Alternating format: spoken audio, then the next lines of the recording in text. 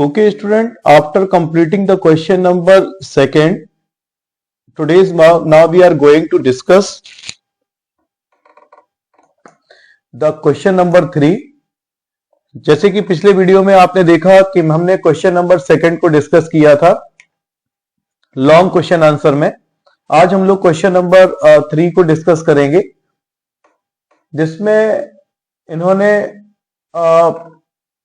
Question में क्या रखा है, find N expression for the electric field strength at a distant point situated. दो कंडीशन है हमारे पास में, ऑन द एक्सिस, और सेकंड कंडीशन है along the equatorial line of the electric dipole. Question में क्या रखा है कि हम लोगों को किसी इलेक्ट्रिक डाइपोल के लिए दो कंडीशन में इलेक्ट्रिक फील्ड को फाइंड करनी है। सबसे पहले एक्सियल कंडीशन में फाइंड करना है, सेकंड इक्वेटोरियल कंडीशन में हम लोगों को इलेक्ट्रिक फील्ड फाइंड करनी है, जैसे कि इस क्वेश्चन में इन्होंने बताया। सेकंड पार्ट में इन्होंने क्या रखा है, ड्राइव एन एक्सप्रेशन, और में क्या रखा of the electric field intensity eight a point of the equatorial of the line of the electric dipole moment p and length 2a, what is the direction of the field. एक ही चीज है, एक एक करके हम इन क्वेश्चंस को समझते हैं। सबसे पहले अगर हम लोग बात करते हैं एट एक्सियल, पहली कंडीशन हम लोग यहां पे इस तरीके से अगर देख लें, जिसमें इन्होंने क्या रखा है एट एक्सियल, या कभी कभार एग्जाम में आपसे वो पूछ लेते हैं और एंड ऑन पोजीशन, इस तरीके से आपसे कभी कभार वो एंड ऑन पोजीशन वर्ड करके भी पूछ लेते हैं। तो ये आप ध्यान रखिएगा कि किसी डाइपोल की वजह से आज हम सबसे पहले एक्सियल कंडीशन में इलेक्ट्रिक फील्ड इंटेंसिटी को फाइंड करने वाले हैं, फिर इक्वेटोरियल कंडीशन में फाइंड करेंगे। इसके लिए सबसे पहले हम लोग समझ लेते हैं, एक कोई इलेक्ट्रिक डाइपोल ले लेते हैं ए बी। ये आपने देखा एक कोई इलेक्ट्रिक डाइपोल है ए बी, और यहां इस इलेक्ट्रिक डाइपोल ए बी पर चार्जेस, जैसे कि आप में मालूम है क्या है, -q and +q, and these two charges are separated by a distance 2a। इन दोनों चार्जेस को हम लोगों ने इस तरीके से कोई एक 2a डिस्टेंस से सेपरेट किया हुआ है। Now we have to calculate the electric field due to this dipole at an axial condition. हमें इस डाइपोल की वजह से एक्सियल या एंड ऑन कंडीशन में इलेक्ट्रिक फील्ड इंटेंसिटी को फाइंड करना है। सेंटर ओ से इस डाइपोल के एक हम लोग डिस्टेंस यहां पे लेट कर लेते हैं r डिस्टेंस पर, एक कोई पॉइंट P हम लोगों ने यहां पे लेट किया हुआ है। तो स्टूडेंट्स आपको पता है पॉइंट P पर यहां पर दो इलेक्ट्रिक फील्ड इंटेंसिटी देखने को मिलेंगी, एक due to the +q charge और सेकंड आपको देखने को मिलेगा due to the -q charge. जैसे कि आपको मालूम है due to the positive charge the direction of the electric field intensity is away, तो हम लोग इसको E1 कह लेते हैं। तो अगर देखेंगे तो E1 का डायरेक्शन इस तरीके से आपने देखा, जबकि यहां पर due to the negative charge direction of the electric field होगा वो E2 इस तरीके से आपको देखने को मिलेगा। डिस्टेंसेस की हम लोग बात कर लें, अगर O से पॉइंट P की डिस्टेंस R है और OB A है, तो यहां पे आपको देखने को मिलेगा ये डिस्टेंस यहां पे कितनी हो जाएगी, R-A, और यहां पे आप देखेंगे यहां से A से अगर हम लोग बात करेंगे तो ये डिस्टेंस आपको देखने को मिलेगी, दैट इज R+A। ये हम लोगों ने यहां पे कुछ डिस्टेंसेस फाइंड आउट करी। तो अब सबसे पहले इंडिविजुअल चार्जेस की वजह से इलेक्ट्रिक फील्ड स्ट्रेंथ को फाइंड करते हैं पॉइंट P पे। तो हम लोग यहां पे लिख लेते हैं इलेक्ट्रिक फील्ड स्ट्रेंथ, ऐसा कर लेते हैं। यहां पर कुछ दो पॉइंट्स हम लोग और ले लें, इस पॉइंट को हम लोग कोई A मान लें और यहां पर कोई पॉइंट B मान लें डायरेक्शन दिखाने के लिए। तो सबसे पहले यहां पे जब हम लोग लिखें electric field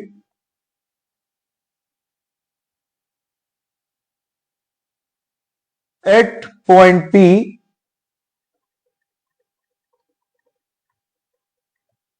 due to +q charge, जो आपने देखा कि +q चार्ज था, इस +q चार्ज की वजह से पॉइंट P पर इलेक्ट्रिक फील्ड इंटेंसिटी क्या होगी। तो प्लस क्यू चार्ज की वजह से पॉइंट पी पर जो इलेक्ट्रिक फील्ड इंटेंसिटी होगी दैट इज यहाँ पे magnitude of the vector E1 is equal to 1/4 pi epsilon naught, और आपको देखने को मिलेगा Q upon in bracket R minus a का होल स्क्वायर। अगर डायरेक्शन की बात कर लेंगे यहाँ पे, तो आपको मालूम है इसका डायरेक्शन कहां से कहां की ओर है, अलोंग। यहाँ पे आप बतला सकते हैं P टू A, यहां से P से A की तरफ होगा। अब सेकंड यहां पे हम लोग बात करें electric field intensity at point P due to minus Q charge.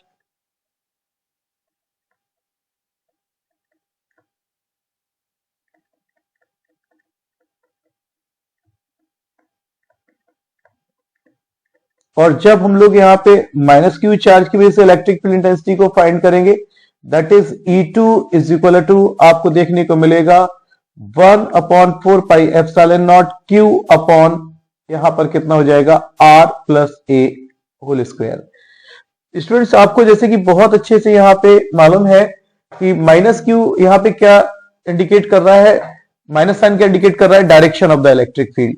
तो यहाँ पे हम लोग केवल चार्ज का मैग्नीट्यूड लिखेंगे। अब हम लोग बात कर ले electric field due to the electric dipole. यहाँ पे पूरे डाइपोल की वजह से अगर हम लोग बात करें तो यहाँ पे अगर हम लोग लिख लें electric field at point P due to dipole, पूरे डाइपोल की वजह से अगर हम लोग बात करें तो पूरे डाइपोल की वजह से जो इलेक्ट्रिक फील्ड इंटेंसिटी आएगी पॉइंट P पर that is vector E is equal to, आपको एक चीज और मैं बतला दूं कि इलेक्ट्रिक फील्ड इंटेंसिटी दो फैक्टर पे यहाँ पे डिपेंड कर रही है, या तो चार्ज पे या फिर डिस्टेंस पे। चार्जेस के मैग्नीट्यूड E1 और E2 दोनों के केसेस में कैसे हैं, सेम है, जबकि इलेक्ट्रिक फील्ड इंटेंसिटी डिस्टेंस के स्क्वायर के कैसे इनवर्सली प्रोपोर्शनल। तो अगर डिस्टेंस का वैल्यू कम होगा तो E का वैल्यू ज्यादा होगा। तो क्लियरली यहां से एक चीज हमें दिखाई दे रही है कि E1 इज ग्रेटर देन किसके होगा, E2 के। तो अगर हम पूरे डाइपोल की वजह से electric field intensity find out करेंगे देन इस तरीके से हम लोग यहाँ पे इलेक्ट्रिक फील्ड इंटेंसिटी को फाइंड कर सकते हैं। जब वैल्यूज यहाँ पे हम लोग पुट करेंगे तो 1/4 pi epsilon naught Q upon यहाँ पे हम लोग रखेंगे R minus A whole square, और यहाँ पे 1/4 pi epsilon naught Q upon R plus A whole square. तो यहाँ अगर हम लोग देखेंगे Q upon 4 pi epsilon naught यहाँ पर कॉमन ले ले तो 1 अपॉन आप देखेंगे R minus A whole square minus यहाँ पे कितना हो जाएगा 1 upon R plus A whole square. तो स्टूडेंट्स अगर हम लोग यहाँ पे इसका एलसीएम लेते हैं तो आपको देखने को मिलेगा इस तरीके से R plus A whole square और minus R minus A whole square, और अपॉन जब हम लोग इसका से मल्टीप्लाई करेंगे तो हम लोग चाहे लिख सकते हैं R square minus A square whole square. Okay, तो इस तरीके से हम लोगों ने यहाँ पर ये कैलकुलेशन और बढ़ानी है। यहाँ पे a plus B whole square से हम लोग जब इसको ब्रेक करेंगे तो Q upon 4 pi epsilon naught यहाँ पे हम लोग देखेंगे R square plus A square plus 2AR, और यहाँ पे माइनस साइन को भी अंदर लेते हुए चलेंगे तो minus R square minus A square और प्लस 2AR इस तरीके से आ जाएगा। और यहां हम लोगों को देखने को मिलेगा R square minus A square इस तरीके से। तो R स्क्वायर ए स्क्वायर से यहां पे आप देखेंगे R स्क्वायर ए स्क्वायर क्या हो जाएगा, कैंसिल, और 2AR और 2AR कितना हो जाएगा, 4AR। लेकिन हम इस 4AR को कुछ इस तरीके से लिखना चाहेंगे 1/4 pi epsilon naught Q into 2A। 4AR था तो 2 हम लोग अलग कर लेते हैं और ये R, और अपॉन नीचे हमारे पास आएगा R square minus A square whole square. जैसे कि आपको पता है यहां पर कि P इलेक्ट्रिक dipole movement P is equal to किसके होता है, Q इंटू 2A के। तो यहां पर Q इंटू 2A को हम लोग यहाँ पे रिप्लेस कर देंगे P से। तो आपने इस तरीके से देखा कि एक्सियल कंडीशन में किसी डाइपोल की वजह से जो इलेक्ट्रिक फील्ड इंटेंसिटी का मेरे पास फॉर्मूला आता है वो क्या आएगा, 1/4 pi epsilon not 2PR upon यहां पे आपके पास हो जाएगा R square minus A square whole square. ये यहां पर इलेक्ट्रिक फील्ड इंटेंसिटी का फॉर्मूला आ जाता है मेरे पास में, यहां आपने देखा। अब यहां पर अगर हम लोग एक केस दिखला दें, if the size of the dipole is small, yeah, if the dipole is infinitesimally small, if the size of the dipole is small, अगर डाइपोल का साइज बहुत छोटा है, इनफाइनाइटिसमली स्मॉल है, देन इन दिस कंडीशन आपको एक चीज देखने को मिलेगी, आप यहां पे समझ पा रहे होंगे कि जो ए की वैल्यू है वो आर के कंपेयर में क्या होगी, कम होगी। और जब a is less than r है, यहां पे आप देखेंगे a is less than r है, देन आपको एक चीज क्लियर होनी चाहिए, a square is more less than r square. Okay, तो जब हम लोग यहां पे ए स्क्वायर को निग्लेक्ट करेंगे तो इस तरीके से हम लोगों के सामने आएगा E is equal to 1/4 pi epsilon naught 2p r upon r to the power 4। इसको हम लोग कैंसिल करेंगे तो E इज इक्वल टू कितना आएगा, 1/4 pi epsilon naught 2p upon r cube. तो स्टूडेंट्स आपने देखा कि एक्सियल कंडीशन या इसी को हम एंड नॉन कंडीशन कह सकते हैं। इसमें इलेक्ट्रिक फील्ड इंटेंसिटी के लिए मेरे पास में जो एक्सप्रेशन आया वो क्या है, 1/4 pi epsilon naught 2p upon r cube. Okay, अब जैसे कि आपने भी एक बार चेक कर लीजिए, यहां पे सबसे पहले मैंने क्या किया कि एक कोई डाइपोल है ए बी, इस डाइपोल की वजह से पॉइंट पी पर हम लोगों को इलेक्ट्रिक फील्ड इंटेंसिटी फाइंड करनी है। तो आपने देखा पहले इंडिविजुअल चार्जेस की वजह से देखा तो प्लस क्यू की वजह से E1 का डायरेक्शन अवे, माइनस क्यू की वजह से E2 का डायरेक्शन क्या हो जाएगा, टुवर्ड्स। तो हमने E1 की वैल्यू फाइंड करी प्लस क्यू चार्ज के लिए, E2 की वैल्यू फाइंड करी और क्लियरली यहां हमें दिख रहा है कि E1 is greater than E2, E1 minus E2 किया और सिंप्लीफाई किया कैलकुलेशन को, तो इस तरीके से हम लोगों को देखने को मिल जाता है कि एक्सियल कंडीशन में किसी डाइपोल की वजह से इलेक्ट्रिक फील्ड इंटेंसिटी का फॉर्मूला आता है E is equal to 1/4 pi epsilon naught 2p upon r cube. ये क्वेश्चन बोर्ड एग्जाम में काफी पूछे जाते हैं। अब इसी में अब आपने देखा, जैसे अगर हम लोग सेकंड क्वेश्चन की तरफ चलते हैं, इसमें हम लोगों को इलेक्ट्रिक फील्ड इंटेंसिटी फाइंड करनी है along the equatorial line of an electric dipole, equatorial line of the electric dipole. तो यहां अगर हम लोग थोड़ा सा बी इसका पार्ट है और यहां लिख देते हैं एट ए पॉइंट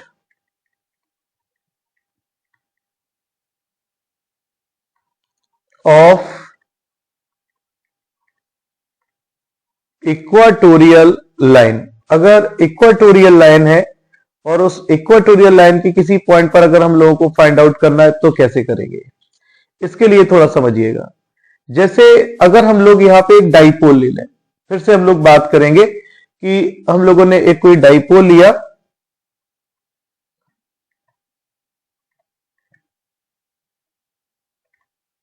इस तरीके से हम लोग एक डाइपोल ले लेते हैं और ये डाइपोल पर जो चार्जेस है हमारे पास वो चार्जेस क्या है, आपने देखा minus Q and plus Q and these two charges are separated by a distance 2a।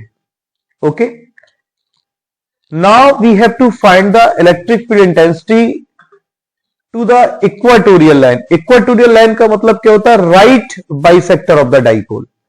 इस तरीके से आपने देखा कि अगर ये डाइपोल है तो इसका राइट बाइसेक्टर ये हुआ और यहां पर आपने देखा कि एक कोई पॉइंट P है, इस पॉइंट P पर हम लोगों को इस डाइपोल की वजह से इलेक्ट्रिक फील्ड इंटेंसिटी फाइंड करनी है। तो यहां अगर हमें इस डाइपोल की वजह से इलेक्ट्रिक फील्ड इंटेंसिटी फाइंड करनी है पॉइंट P पर, तो आपको एक चीज देखने को मिलेगी कि प्लस क्यू चार्ज है, उस प्लस क्यू चार्ज की वजह से जो इलेक्ट्रिक फील्ड इंटेंसिटी है उसका डायरेक्शन अगर आपने देखा E1 यहां पे, वो क्या हो जाएगा, इधर आ जाएगा। और due to minus Q charge, अगर हम लोग माइनस क्यू चार्ज की वजह से करेंगे तो इसकी वजह से जो इलेक्ट्रिक फील्ड का डायरेक्शन होगा वो E2 इस तरीके से towards the dipole, towards the charge, sorry, ये E2 आपके पास में यहां पे आएगा। और इन दोनों का जो रिजल्टेंट होगा वो कुछ इस तरीके से हम लोगों को देखने को मिलेगा, E1 और E2 का, और वो यहां हम लोग कुछ ऐसे समझ लेते हैं। ये रिजल्टेंट इलेक्ट्रिक फील्ड इंटेंसिटी हमारे पास में इस डाइपोल की वजह से यहां देखने को मिलेगी। ओके, अगर यहां पे हम लोग बात कर लें कि ये यहां पर एंगल थीटा है, then this angle is also theta, ये डिस्टेंस आर है, ये एंगल भी थीटा होगा। और अगर ये एंगल भी थीटा है तो ये एंगल भी यहां पर आपका क्या हो जाएगा, थीटा होगा। अगर ये यहां पर 2a है, ये a है, ये r है, तो ये डिस्टेंस की अगर हम लोग बात कर लेते हैं तो वो डिस्टेंस यहां पर आएगी आपकी r square plus a square. और अगर इसका वेक्टर डायग्राम हम थोड़ा सा अलग से समझ लें, कुछ इस तरीके से कि सपोज इस तरीके से ये इलेक्ट्रिक फील्ड इंटेंसिटी E1 और E2, इनके जो डायरेक्शन थे, जैसे आपने देखा कि E1 का डायरेक्शन ये हुआ और E2, ये आपने देखा E2 का डायरेक्शन ये हुआ इस तरीके से। और अगर ये एंगल थीटा है तो आपको मालूम है कि E1 दो कंपोनेंट में रिजॉल्व हो जाएगा। ये कंपोनेंट क्या हो जाएगा, E1 cos थीटा, और ये कंपोनेंट यहां पे क्या हो जाएगा, E1 sin थीटा। और जैसे आपने देखा उसमें ये एंगल थीटा है तो E2 भी दो कंपोनेंट में रिजॉल्व होगा। ये कंपोनेंट इसका क्या हो जाएगा, E2 cos थीटा, और ये कंपोनेंट यहां पे क्या हो जाएगा, E2 sin theta. Okay students, तो अब हम लोग बात कर लेते हैं यहां पर इंडिविजुअल चार्जेस की वजह से पॉइंट पी पर इलेक्ट्रिक फील्ड इंटेंसिटी के लिए।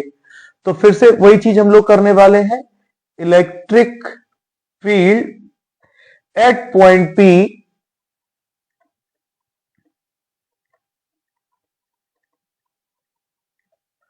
Due two plus Q charge.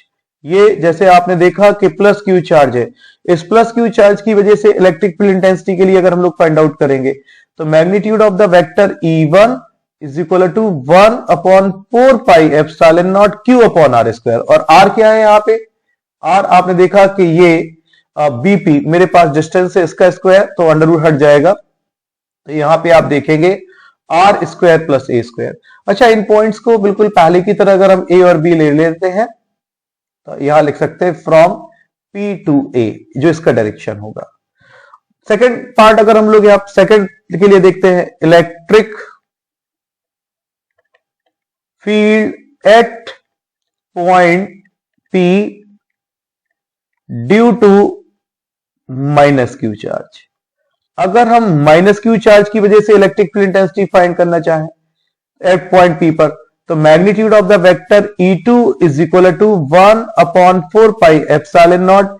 Distance अगर आप AP देखेंगे तो अभी भी डिस्टेंस हमारे पास में अंडर रूट कितना है, R square plus A square है, तो हम लोग यहां पे लिख सकते हैं R square plus A square, under root हट जाएगा, होल स्क्वायर करेंगे। तो यहां स्टूडेंट्स हम लोगों ने देखा कि मैग्नीट्यूड ऑफ द डायरेक्शन की बात कर लें तो यहां पे लिख देते फ्रॉम यहां पर P टू B। यहां पे इसका डायरेक्शन कहां से कहां की ओर होगा, P से यहां पे आपने देखा कहां होगा, B की तरफ। ये अब यहां पे हम लोगों ने एक चीज देखी बहुत अच्छे से, where magnitude of vector E1 is equal to magnitude of vector E2, और इसका वैल्यू कितना आया आपने देखा, that is 1 upon 4 pi epsilon naught Q upon R square plus A square. अब इंडिविजुअल चार्जेस की वजह से इलेक्ट्रिक फील्ड इंटेंसिटी निकाली। हम लोग पूरे डाइपोल की वजह से अगर बात करेंगे तो यहां पे लिखते हैं electric field at point P due to dipole, पूरे डाइपोल की वजह से। और पूरे डाइपोल की वजह से देखेंगे तो आप यहां पे बहुत अच्छे से समझ सकते हैं कि जब दोनों चार्जेस की वजह से इलेक्ट्रिक फील्ड इंटेंसिटी E1 और E2 आपस में इक्वल है, ठीक है, तो आप एक चीज यहां पे ध्यान से देखें कि जो E1 साइन थीटा है, यहां पे आप एक चीज देखें, जो E1 साइन थीटा है और E2 साइन थीटा है, इन दोनों के मैग्नीट्यूड आपस में कैसे होंगे, इक्वल, और डायरेक्शन इनके कैसे अपोजिट। तो इस वजह से ये दोनों म्यूचुअली एक दूसरे से क्या हो जाएंगे, कैंसिल हो जाएंगे। जबकि आप देख रहे हैं सामने E1 cos थीटा और E2 cos थीटा, ये दोनों सेम डायरेक्शन में है, तो ये दोनों ऐड हो जाएंगे।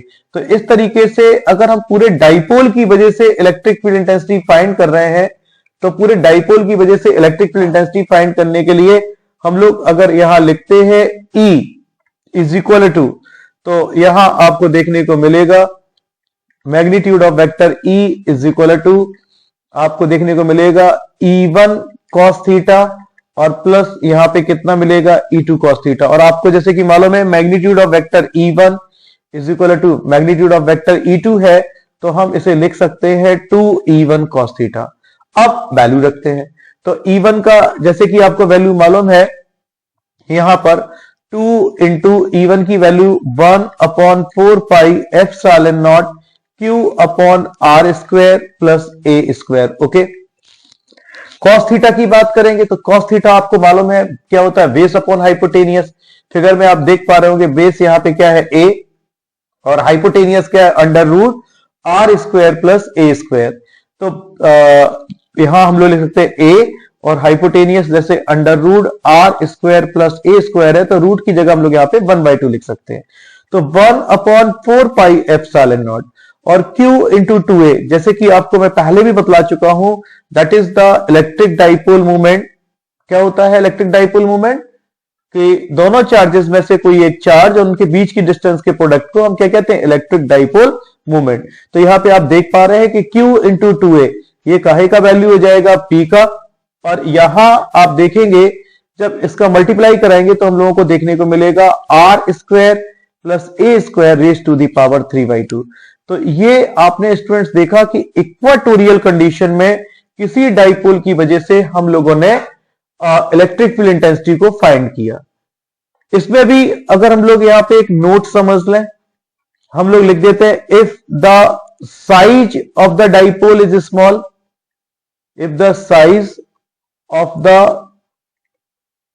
डाइपोल इज इनफाइनाइटिसली स्मॉल, या शॉर्ट डाइपोल है कोई, तो उस कंडीशन में आप फिर से वही चीज देखेंगे कि if a is less than x then a square क्या होगा, more less than x square. और यहां इलेक्ट्रिक फील्ड इंटेंसिटी के लिए आपको देखने को मिलेगा 1/4 pi epsilon not A square को अगर हम नेग्लेक्ट करेंगे तो P अपॉन R क्यूब। तो ये आपने इक्वाटोरियल कंडीशन में इलेक्ट्रिक फील्ड इंटेंसिटी को देखा। अब देखो स्टूडेंट्स, यहां पे हम आपको एक पॉइंट और एक्स्ट्रा समझाते हैं जो कि क्वेश्चन में उन्होंने नहीं पूछा था। कई बार एग्जाम में पूछ लेते हैं what is the direction of the electric dipole movement and electric field intensity, net electric field intensity in the axial condition and equatorial condition. कि एक्सियल कंडीशन में इलेक्ट्रिक डाइपोल मूवमेंट और नेट इलेक्ट्रिक फील्ड का direction क्या होगा। Figure में आप देख पा रहे होंगे कि -q ये है, +q ये है एक्सियल कंडीशन के लिए। और हम सभी लोग जानते हैं कि इलेक्ट्रिक डाइपोल मूवमेंट जो होता है वो कहां से कहां काम करता है, -q से +q की ओर। और जैसे आपने अभी क्वेश्चन में देखा कि E1 is greater than E2 है, तो जो नेट इलेक्ट्रिक फील्ड है वो भी आप देख रहे होंगे इस तरफ काम करेगी। तो आपको बहुत अच्छे से क्लियर हो रहा होगा कि इन एक्सियल कंडीशन में जो इलेक्ट्रिक डाइपोल मूवमेंट होता है वो इलेक्ट्रिक फील्ड इंटेंसिटी के कैसे होगा, पैरेलल होगा। जबकि इसी के अगेंस्ट हम लोग यहां पे इक्वाटोरियल कंडीशन में देखें तो इक्वाटोरियल कंडीशन में आप फिगर में देख पा रहे होंगे कि इलेक्ट्रिक डाइपोल मूवमेंट यहां पे देखेंगे -q से +q की ओर, तो इलेक्ट्रिक डाइपोल मूवमेंट यहां पे काम करेगा। ओके, और इलेक्ट्रिक फील्ड इंटेंसिटी आप देख पा रहे हैं इस तरफ काम कर रही है, तो ये कैसे एंटी पैरेलल है। तो इस क्वेश्चन को थोड़ा सा समझिएगा। एक और मैं बात बतलाता हूं, इसी में कई बार एग्जाम में आपसे ये भी पूछ लेते हैं what is the relation between E axial and E equatorial. तो बच्चों जैसे अभी आपने देखा कि एक्सियल कंडीशन में जो इलेक्ट्रिक फील्ड इंटेंसिटी का फॉर्मूला आया किसी डाइपोल के लिए, that is P is equal to 1/4 pi epsilon naught 2P upon R cube. और इक्वाटोरियल कंडीशन में आपने देखा क्या आया, 1/4 pi epsilon naught P upon R cube. तो यहां से क्लियर है दोनों से कि E एक्सियल जो होगा वो 2 times of the E equatorial होगा। ये आप यहां पे समझ सकते हैं। तो इस तरीके से हम लोगों ने यहां पे एक रिलेशन फाइंड आउट किया और इस क्वेश्चन को कंप्लीट किया। यहां पे क्वेश्चन नंबर 3 को क्वेश्चन नंबर 3 को कंप्लीट करने के बाद में हम लोग चलते हैं नेक्स्ट क्वेश्चन की तरफ। इस क्वेश्चन में इन्होंने क्या रखा है, a charge is distributed uniformly over a ring of radius a एक कोई चार्ज है जो यूनिफॉर्मली एक रिंग जिसकी रेडियस ए है उस पर यूनिफॉर्मली डिस्ट्रीब्यूटेड है। Obtain an expression for the electric field intensity E at point O at a point on the axis of the ring. इस रिंग के एक्सिस पर किसी पॉइंट पर हम लोगों को इलेक्ट्रिक फील्ड इंटेंसिटी फाइंड करनी है और हमें यह भी दिखलाना है कि अगर ये पॉइंट पी रिंग से बहुत दूरी पर है तो ये रिंग एक पॉइंट चार्ज की तरीके से बिहेव करेगी। तो हम लोग समझते हैं इस क्वेश्चन को। इस क्वेश्चन को समझने के लिए आप इस तरीके से देख पाएंगे कि जैसे सपोज मेरे पास में एक एल लेंथ का वायर है और उस एल लेंथ के वायर को हमने यहां पर बेंड करके एक रिंग बनाया। यहां पे इस तरीके से एल लेंथ का वायर था, उसको यहां पे बेंड करके हम लोगों ने एक रिंग बनाया। और जैसे कि क्वेश्चन में क्या रखा है, इसका रेडियस कितना दिया गया, कितना रेडियस का बनाया ए, ओके। और प्लस क्यू चार्ज जो है वो इस रिंग पर यूनिफॉर्मली डिस्ट्रीब्यूटेड है। इस तरीके से अगर आप देखेंगे कि प्लस क्यू चार्ज जो है वो इस रिंग पर यूनिफॉर्मली डिस्ट्रीब्यूटेड है। Now we have to find the electric field intensity due to this ring. इस रिंग की वजह से हम लोगों को इलेक्ट्रिक फील्ड इंटेंसिटी फाइंड करनी है। इस तरीके से आपने देखा एक कोई पॉइंट पी है इस रिंग के सेंटर से यहां पर, और जिसकी डिस्टेंस यहां पे हम लोगों को क्या है, एक्स ली गई है। तो सबसे पहले हम लोग क्या करते हैं कि जैसे पूरी रिंग, जैसे मैंने आपसे कहा था कि एल लेंथ का कोई वायर था, तो एल लेंथ का वायर था, उस पे हमने एक छोटा सा इसका एलिमेंट कट कर लेते हैं यहां पे ए बी। और ये जो एलिमेंट हम लोगों ने लिया वो कितनी लेंथ का, डीएल लेंथ का है। तो जानते हैं यहां पे अगर ये डीएल लेंथ का एलिमेंट है तो इस पे चार्ज हम लोग लेट कर लेते हैं, कितना है, डी क्यू। और इस डी क्यू चार्ज की वजह से इस पॉइंट पी पर जो इलेक्ट्रिक फील्ड इंटेंसिटी होगी उसका डायरेक्शन आपको पता है कुछ इस तरीके से होगा, क्योंकि आपसे मैं पहले भी बता चुका हूं कि जो इलेक्ट्रिक फील्ड इंटेंसिटी होती है वो हमेशा due to the positive charge कैसे काम करती है, अवे अलोंग द लाइन। इसी तरीके से हम लोग एक छोटा सा एलिमेंट यहां पे भी कट कर लेते हैं, ए डैश बी डैश हम लोग इसको दिखला दें यहां पे। ये भी डीएल लेंथ का ही ले लेते हैं यहां पे, ये भी डीएल लेंथ का है। तो इसकी वजह से इस पॉइंट पी पर अगर इलेक्ट्रिक फील्ड इंटेंसिटी की बात करेंगे तो इस तरीके से आपको देखने को मिलेगा कुछ यहां पर जो मेरे पास में इलेक्ट्रिक फील्ड डीई यहां पर आपने देखा। और अगर ये एंगल यहां पर स्टूडेंट्स थीटा है then this angle is also theta, और ये एंगल अगर यहां पर थीटा है then this angle is also theta, okay. अब हम लोग यहां पे जब डीई जो आपको दिखाई दे रहा है, इस डीई को दो कंपोनेंट में रिजॉल्व करें यहां पर, तो आपको बहुत अच्छे से मालूम है कि अगर ये एंगल थीटा है तो इसका ये जो कंपोनेंट होगा वो क्या होगा, डीई कॉस थीटा, और ये वाला जो कंपोनेंट होगा वो इसका क्या होगा, डीई साइन थीटा, ओके। और अगर ये एंगल थीटा है तो ये वाला डीबीई दो कंपोनेंट में रिजॉल्व होगा, ये क्या हो जाएगा, डीई कॉस थीटा, और ये वाला कंपोनेंट कितना हो जाएगा, डीई साइन थीटा। इस डिस्टेंस को हम लोग यहां पे आर दिखला दें, और आर इज इक्वल टू आपको क्लियरली यहां पे समझ में आ रहा होगा, that is x square plus A square, okay students. तो सबसे पहले अगर हम लोग बात कर ले कि पूरे रिंग पर जैसे मान लेते हैं क्यू चार्ज है, तो अगर हम लोग कह दें कि इसकी पर यूनिट लेंथ पर कितना चार्ज डिस्ट्रीब्यूटेड है, तो सबसे पहला यहां पर जो हमारे पास में फाइंड आउट करने के लिए होगा, that is the charge distributed per unit length, कि इसके पर यूनिट लेंथ पर कितना चार्ज डिस्ट्रीब्यूटेड है। तो देखिए पूरे रिंग पर अगर चार्ज क्यू है तो पर यूनिट लेंथ, रिंग की लेंथ का मतलब क्या हो, इसकी सर्कमफ्रेंस, तो पर यूनिट लेंथ पर जो डिस्ट्रीब्यूटेड चार्ज होगा that is Q upon 2 pi A. L तो लिख नहीं सकते क्योंकि रिंग जो है उसका जो लेंथ होगा वो क्या होगा, उसका सर्कमफ्रेंस होगा। तो यहां पे charge distributed per unit length that is Q upon 2 pi ए। अब अगर हम लोग बात कर लेते हैं पर यूनिट लेंथ का चार्ज, हम लोगों ने निकाल लिया कि charge of the element A B, जो एलिमेंट ए बी है उस पर चार्ज कितना होगा? तो स्टूडेंट्स जैसे मैंने आपसे बताया कि हमने कितना लेट किया था, डी क्यू, तो D Q is equal to Q upon 2 pi A into DL, क्योंकि जितनी लेंथ का आप पूछोगे उतने से आप मल्टीप्लाई कर दोगे। जैसे डीएल लेंथ का पूछा तो आपने डीएल से मल्टीप्लाई कर दिया। और अगर ये कहीं पूछ लेते कि बताओ हाफ रिंग पर कितना चार्ज होगा, तो डीएल थोड़ी नहीं लेते, पर आप क्या रखते हैं हाफ रिंग के लिए? पाई ए, और पाई ए से पाई ए अगर कैंसिल कर देंगे तो क्यू बाई 2, आधा चार्ज तो हो ही जाएगा। तो जितनी लेंथ के बारे में पूछे, जैसे ए बी मैंने जो एलिमेंट लिया था जिसकी लेंथ डीएल थी, उस पर कितना चार्ज होगा, तो D Q is equal to Q upon 2 pi A. Okay, अब स्टूडेंट्स यहां पे आप एक चीज देख पा रहे होंगे, लेकिन उससे पहले हम लोग बात कर लेते हैं electric field at point P due to, यहां पे आप देखेंगे डीक्यू चार्ज, ये जो हम लोगों ने डीक्यू चार्ज दिया हुआ है, इस डीक्यू चार्ज की वजह से या एलिमेंट ए बी की वजह से, तो आप देखेंगे DE is equal to 1 upon 4 pi epsilon not D Q upon R square.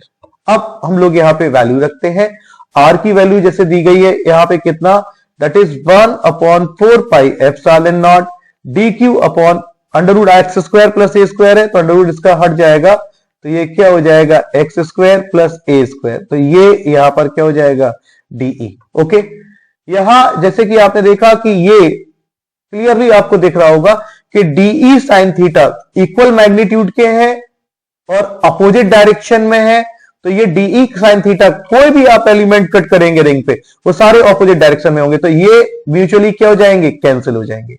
और डीई कॉस थीटा जितने भी एलिमेंट है सब सेम डायरेक्शन में आएंगे अलोंग द सेम लाइन, तो वो सारे क्या होंगे, ऐड होंगे। तो यहां पे आप देख पा रहे हैं कि जैसे हमने यहां पे 2 एलिमेंट कट करे तो हमें 2 डीई कॉस थीटा मिले, अगर हम 4 करेंगे तो 4 मिलेंगे। तो अगर हम पूरे रिंग की वजह से निकाल लेंगे पूरे रिंग की वजह से इलेक्ट्रिक फील्ड इंटेंसिटी क्या होगी पॉइंट पी पर, तो यहां लिखेंगे हम लोग इलेक्ट्रिक फील्ड एट पॉइंट, यहां पे लिख सकते हैं पी ड्यू टू रिंग, पूरी जो रिंग है, तो यहां आप देखेंगे पूरी रिंग की वजह से अगर आप इलेक्ट्रिक फील्ड इंटेंसिटी फाइंड करेंगे तो उसका वैल्यू आएगा E is equal to integration DE cos theta. Okay, तो जब यहां पे हम लोग वैल्यू पुट करें तो इंटीग्रेशन में पहले डीई की वैल्यू रखते हैं, वो क्या है हमारे पास 1 upon 4 pi epsilon not D Q upon X square और प्लस कितना ए स्क्वायर, और cos थीटा फिगर में हम लोग देख पा रहे हैं cos theta equal to base upon hypotenuse that is x upon under root X square plus A square, तो यहां पे हम लोग लिख सकते हैं x upon under root X square plus A square, तो यहां पे अंडर रूट था तो 1/2 लिख सकते हैं। स्टूडेंट्स अब हम लोग यहां पे dq की वैल्यू को पुट करेंगे, dq की वैल्यू अपने पास में कितनी आई थी, q upon 2 pi A into DL, तो जब हम लोग इसकी वैल्यू को पुट करेंगे तो यहां हम लोगों को देखने को मिलेगा q 1 upon 4 pi epsilon naught q upon 2 pi A into DL था, तो यहां पे हम लोग q into x into DL ऐसे लिख देते हैं, और जब इनका इससे मल्टीप्लाई कराएंगे तो ये कितना हो जाएगा X square plus A square raise to the power 3/2। Okay, तो अब यहां पे देखेंगे हम लोग 1 upon 4 pi epsilon not Q X upon 2 pi A और X square plus A square raise to the power 3/2 ऐसे रहेगा, इंटीग्रेशन में क्या रहेगा डीएल, और जैसे कि आपको मालूम है डीएल का जो इंटीग्रेशन होगा वो कितना होगा एल, और इसका मतलब क्या हुआ सर्क्यूमफ्रेंस इसका, तो डीएल का इंटीग्रेशन एल, तो यहां पे हम लोग लिख सकते हैं Q 1 upon 4 pi epsilon not Q X upon 2 pi A x square plus A square plus 3/2 DL का इंटीग्रेशन जैसे एल, और एल का मतलब क्या हुआ सर्क्यूमफ्रेंस ऑफ द सर्किल जो इसको कैंसिल करेगा। ओके स्टूडेंट्स, तो इस तरीके से हम लोग देख पाएंगे कि किसी यूनिफॉर्मली चार्ज रिंग की वजह से जो इलेक्ट्रिक फील्ड इंटेंसिटी का मेरे पास एक्सप्रेशन आता है that is E is equal to 1 upon 4 pi epsilon not Q X upon X square plus A square raise to the power 3/2। देखिए यहां पर इन्होंने तो एक ही केस पूछा हुआ है कि प्रूफ करिए यहां पर कि अगर पॉइंट P बहुत दूर है, बहुत लार्ज है, जैसे इस क्वेश्चन में क्या रखा है, if the point P is far away. अगर हम लोग देख लेते हैं, अगर पॉइंट P बहुत लार्ज डिस्टेंस पर है, then A is less than X। Then आप बोलोगे यहां पे A square is more less than X square. और जब A स्क्वायर जो है X स्क्वायर के कंपेयर में बहुत छोटा होगा, हम लोग इसको निग्लेक्ट करेंगे, तो E is equal to 1/4 pi epsilon not QX upon नीचे कितना हो जाएगा x क्यूब। जो इसको कैंसिल करेगा तो E इज इक्वल टू आपके सामने क्या आएगा 1/4 pi epsilon naught Q upon x square. तो देखा आपने कि अगर रिंग यूनिफॉर्मली चार्ज रिंग की बात करें, तो यूनिफॉर्मली चार्ज रिंग की वजह से जो इलेक्ट्रिक फील्ड इंटेंसिटी है उसका फॉर्मूला हमारे पास आता है, that is E is equal to 1/4 pi epsilon not QX upon x square plus a square raise to the power 3/2। लेकिन अगर यही पॉइंट P बहुत दूर होगा तो आप देख रहे हैं इलेक्ट्रिक फील्ड इंटेंसिटी का फॉर्मूला ये आ रहा, और ये इलेक्ट्रिक फील्ड इंटेंसिटी का फॉर्मूला किसके लिए आता है, due to a point charge. तो यहां से एक चीज क्या क्लियर हुई कि अगर जो पॉइंट P है एक्सिस पर रिंग के वो बहुत दूर है, तो वो रिंग की तरीके से नहीं, कैसे काम करेगा, वो एक पॉइंट चार्ज की तरफ से काम करेगा। एक मैं अपनी तरफ से समझा देता हूं आपको एक्स्ट्रा पॉइंट, और जैसे इन्होंने क्या रखा है, अगर ये जो पॉइंट P है बच्चों, अगर ये पॉइंट P सेंटर पर आ जाए, यहां पे आ जाए, तो आपको मालूम है फिर x की वैल्यू क्या हो जाएगी, 0।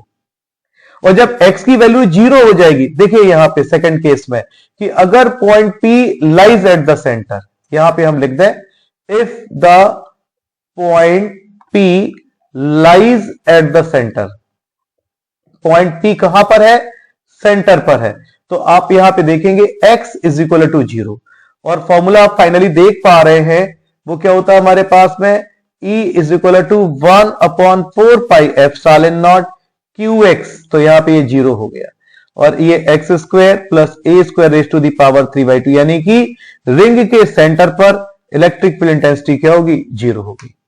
ओके स्टूडेंट्स, तो आज की इस वीडियो में हम यहाँ पे केवल क्वेश्चन नंबर 3 और 4 को ही डिस्कस कर पाए। नेक्स्ट क्वेश्चन नंबर 5, 6, 7, 8, 9, 10 के लिए बने रहिए आप नेक्स्ट वीडियो में।